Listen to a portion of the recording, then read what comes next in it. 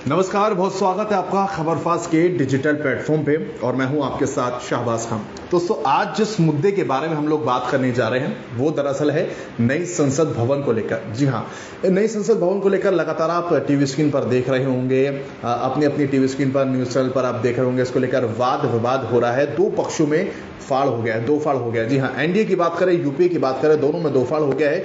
दोनों अपनी तरफ से अपना अपना तर्क दे रहे हैं, लेकिन समझने वाली बात है कि आखिर इस मामले को इतना तूल क्यों दिया जा रहा है। क्या वाकई इस मामले में राजनीति हो रही है या नहीं, ये बात तो मैं आप पे छोड़ता हूं। आप कमेंट में जरूर बताइए कि इसमें मामले में वाकई राजनीति हो रही है या नहीं। फिलहाल अगर नई संसद भवन की बात करते हैं, तस्वीर आपने देखोगे बहुत खूबसूरत है, जिसका प्रधानमंत्री नरेंद्र मोदी ने 2020 में जो है शिलान्यास भी किया था। वो देखने भी पहुंचे थे, हमने थोड़े समय पहले वो तस्वीर भी देखी थी जब प्रधानमंत्री नरेंद्र मोदी पहुंचे थे और वहां पे जो वर्कर थे, काम करते, उनसे उन्होंने मुखातिब होकर बातचीत भी की थी।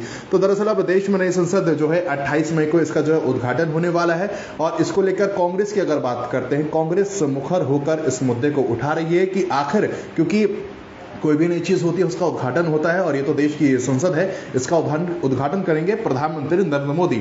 तो वहीं कांग्रेस की तरफ से कहा जा रहा है कि भाई प्रधानमंत्री इसका उद्घाटन क्यों कर रहे हैं, इसका उद्घाटन जो है, इसका जो हक है वो राष्ट्रपति द्रौपदी मुर्मू को करना चाहिए।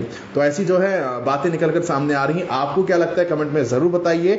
अब सवाल यह है कि कौन कौन से ऐसे विपक्षी दल हैं और कौन कौन से ऐसे दल हैं जो प्रधानमंत्री नरेंद्र मोदी के साथ खड़े, यानी कि एनडीए के साथ खड़े हुए हैं, और कौन कौन से ऐसे दल हैं जो यूपीए के साथ खड़े हुए हैं। दरअसल 40 पार्टियां हैं, जिसमें से अगर बात करें तो 20 दल जो है कांग्रेस के साथ खड़े दिखाई दे रहे हैं। हालांकि मायावती की वहां पर बात करते हैं तो उनका रुख अभी साफ नहीं हो पाया है। वहीं अगर बात करते हैं तमाम दलों की, तो 15 दल ऐसे हैं जो कि प्रधानमंत्री नरेंद्र मोदी यानी कि एनडीए के साथ खड़े हुए हैं। अब एनडीए यूपीए क्या है, मेरे ख्याल से आपको इस बारे में पता होगा। यूपी जो है कांग्रेस का अलायंस है और एनडीए जो है बीजेपी का अलायंस है। तो 20 जो दल हैं वो कांग्रेस के साथ खड़े हैं और 15 जो दल हैं वो बीजेपी के साथ खड़े हुए हैं। अब आप सोच रहे होंगे कि आखिर इसमें लागत कितनी लगे। नए संसद भवन की हमने तस्वीर तो देखिए, वह खूबसूरत बहुत है। क्या होता है, समय समय पे चीजों का बदलाव होना जरूरी होता है। जिस तरीके से देश की पॉपुलेशन बढ़ रही है, उसी तरीके से अगर बात करें तो संसद का स्तर भी बढ़ रहा है और बढ़ने की जरूरत भी है, जहां पर जो सांसद बैठते हैं, जो हमारे मुद्दे उठाते हैं, उनके बैठने की जगह जो है प्राप्त हो सके।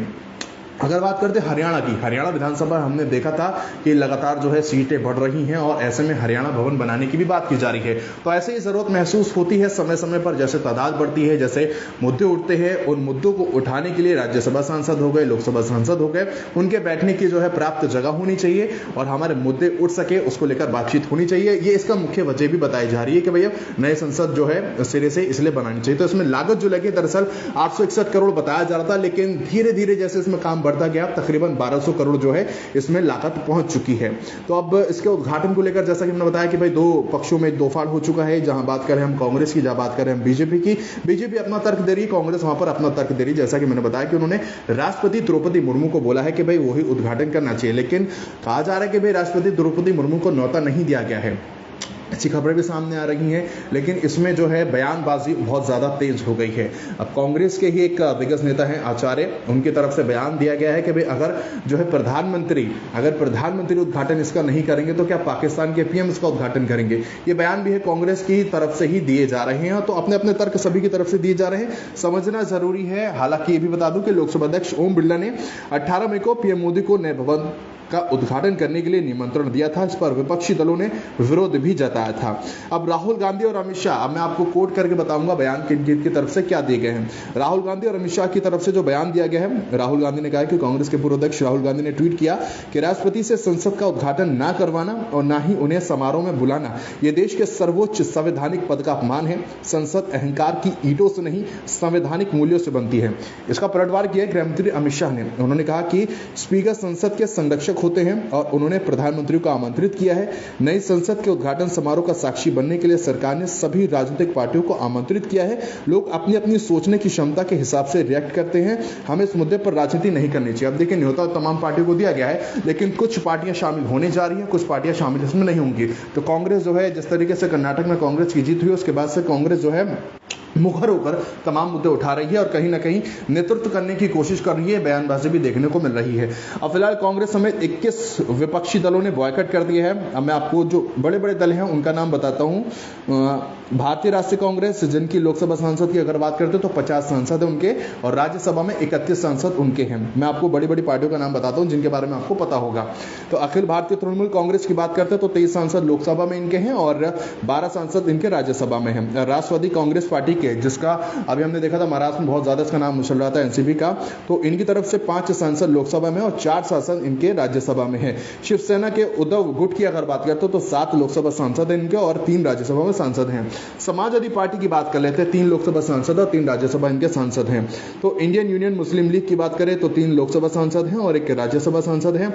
जम्मू कश्मीर के नेशनल कॉन्फ्रेंस की बात करते हैं, यानी कि उमर अब्दुल्ला की पार्टी की बात करते हैं, तो लोकसभा में इनकी सीट है 3, भारतीय कम्युनिस्ट पार्टी की 2 है लोकसभा में, राज्यसभा में इनकी 2 है। आम आदमी पार्टी की 1 है और राज्यसभा में इनके 10 सांसद हैं। अब देखिए, नए संसद उद्घाटन कार्यक्रम का जिन राजनीतिक दलों ने बहिष्कार करा है उनके जो है प्रतिशत कितना हो जाता है ये समझना भी जरूरी हो जाता है।